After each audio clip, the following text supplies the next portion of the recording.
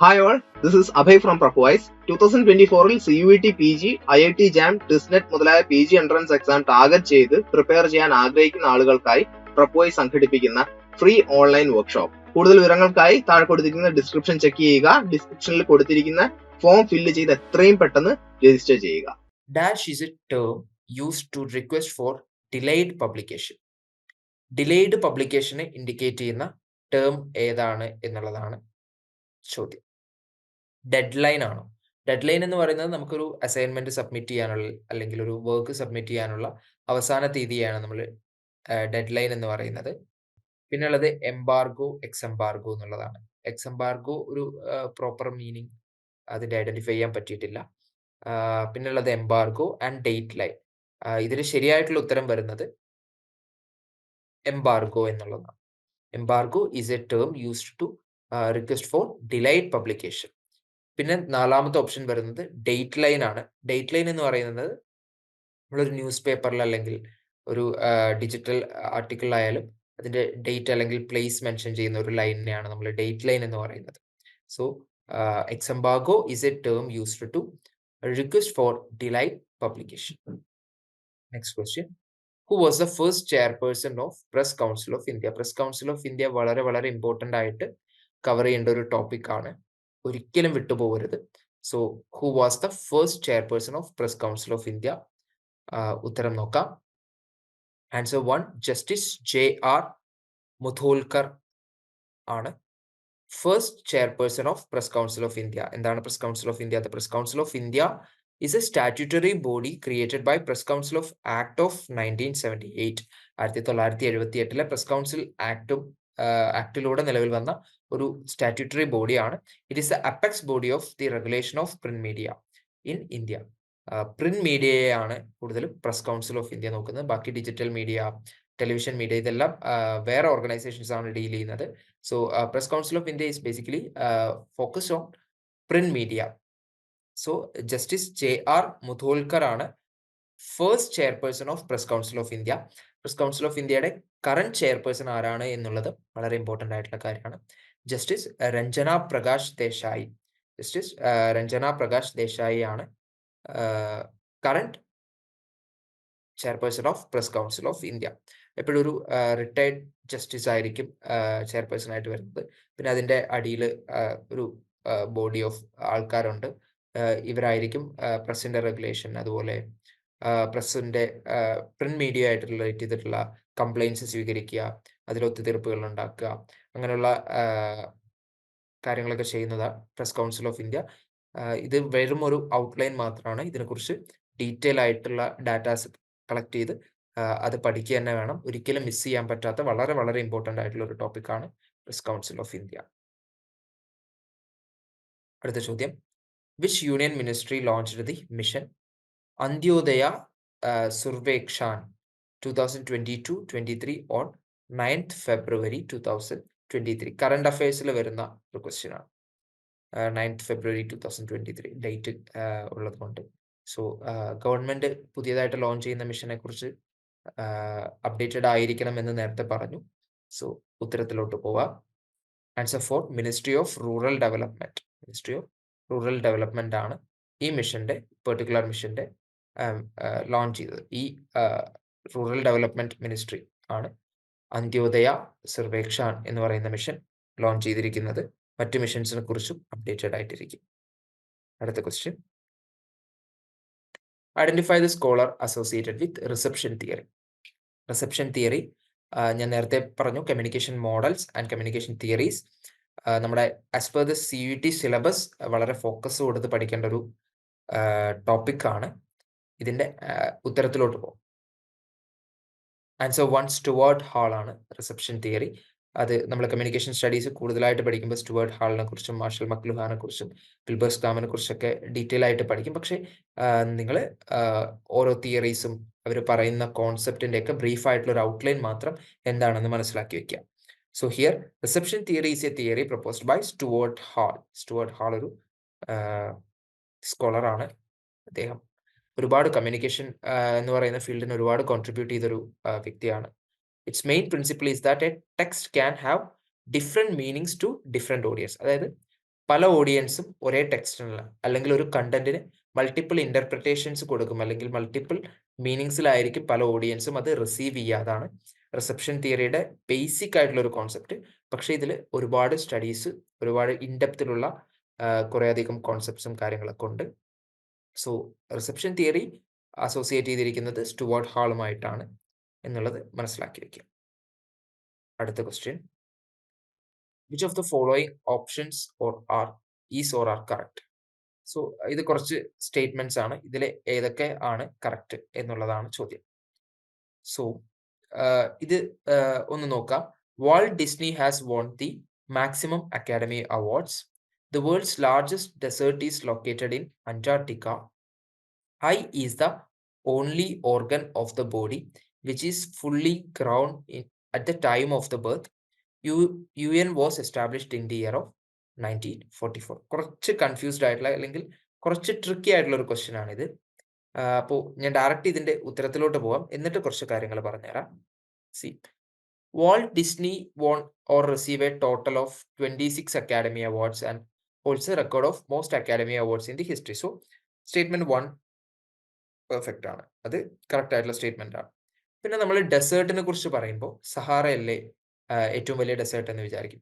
C here, Antarctica, A frigid expanse primarily comprising polar ice and tundra is recognized as the largest desert in the world.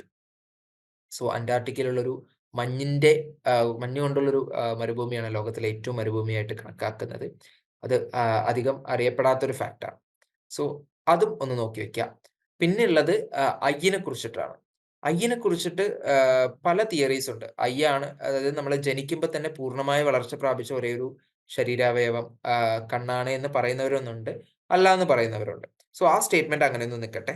അത് കഴിഞ്ഞിട്ടുള്ള statement നോക്കാം. United Nations established on October 1945, San Francisco, California, United States. Okay, so ലാസ്റ്റത്തെ സ്റ്റേറ്റ്മെന്റിൽ ഒന്ന് force ചെയ്യാം.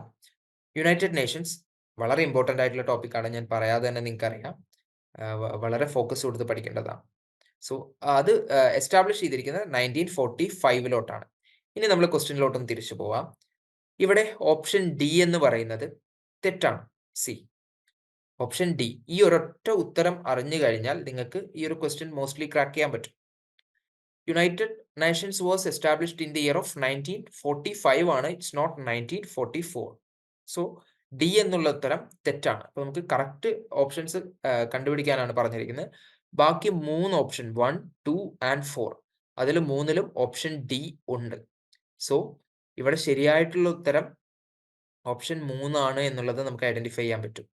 Basically ഇത് tricky ആയിട്ടുള്ള question ആണെങ്കിലും ഇതിന്റെ ഉത്തരം നമുക്ക് എളുപ്പം കണ്ടുപിടിക്കാൻ പറ്റും. കാരണം UN നമ്മൾ എന്തായാലും തറമായിട്ട് പഠിച്ചിരിക്കുന്ന ഒരു ടോപ്പിക് ആയിരിക്കും. സോ അതിന്റെ എസ്റ്റാബ്ലിഷ് ഇയർ അറിയാതിരിക്കില്ല. സോ ആ ഒരു സംഭവം അറിയുന്നുണ്ടെങ്കിൽ തന്നെ ഈ ഒരു ക്വസ്റ്റ്യൻ ആൻസർ കണ്ടുപിടിക്കാം. സോ അതുകൊണ്ടാണ് ബാക്കി ഇത് 3ഉം ശരിയാണ് എന്ന് പറഞ്ഞത്. I is the only organ of the body which is fully grown at the time of birth എന്നാണ് CVT ആൻസർ കീ പ്രകാരം പറയുന്നത്. പക്ഷേ മെഡിക്കൽ സയൻസിന് അതിൽ പല അഭിപ്രായ വ്യത്യാസങ്ങളും കാര്യങ്ങളൊക്കെ ഉണ്ട്. ഓക്കെ, അപ്പോൾ ഇതാണ് it's all about this question. നമുക്ക് അടുത്ത ക്വസ്റ്റ്യനിലോട്ട് പോകാം.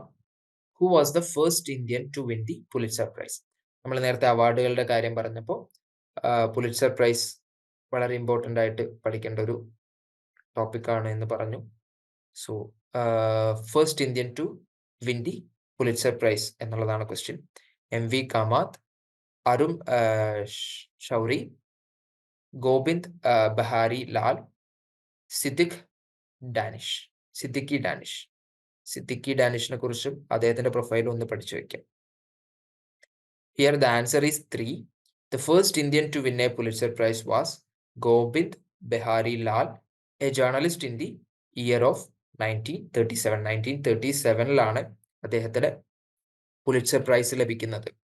Okay, he is the first Indian who win the Pulitzer Prize.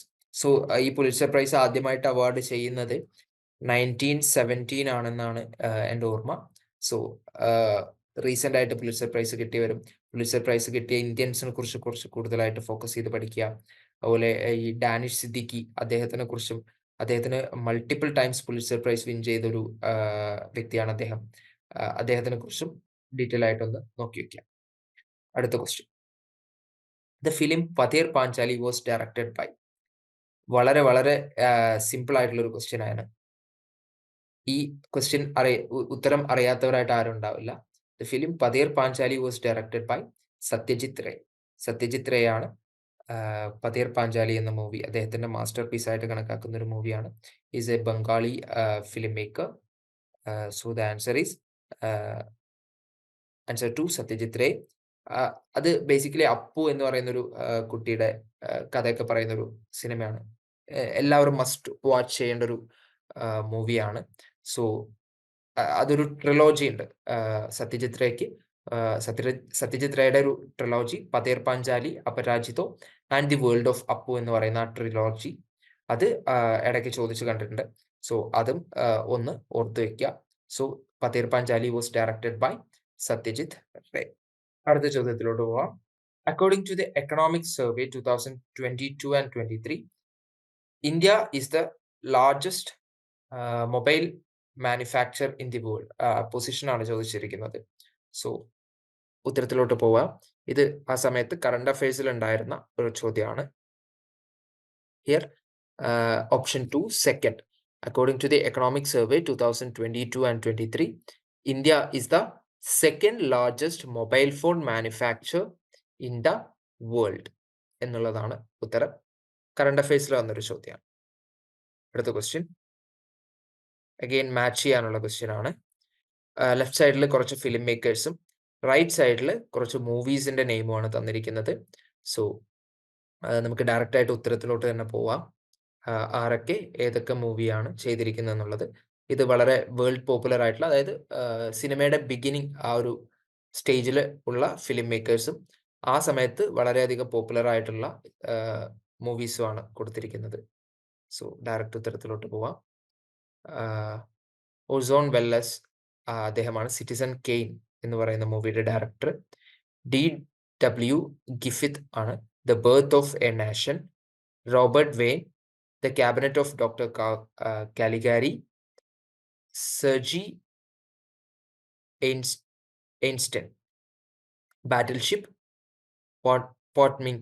പോട്ട്മിക്കിൻ എന്ന് പറയുന്ന movie. It's little hard to pronounce. അതുകൊണ്ട് തന്നെ നമുക്ക് മെമ്മറൈസ് ചെയ്യാനും കുറച്ച് പാടുണ്ടാവും. എന്നാലും ഓർത്തു വെക്കുക, വളരെ ഇമ്പോർട്ടൻസ് ആയിട്ടുള്ള ഫിലിമിന്റെ വേൾഡ് സിനിമയുടെ ബിഗിനിങ് സ്റ്റേജിൽ ഉണ്ടായിട്ടുള്ള വളരെ നോട്ടബിൾ ആയിട്ടുള്ള ഫിലിംസ് ആണ്. ആ ഫിലിംസും ആ ഫിലിം മേക്കേഴ്സിന്റെയും പേര് കൃത്യമായിട്ട് ഓർത്തു വെക്കുക.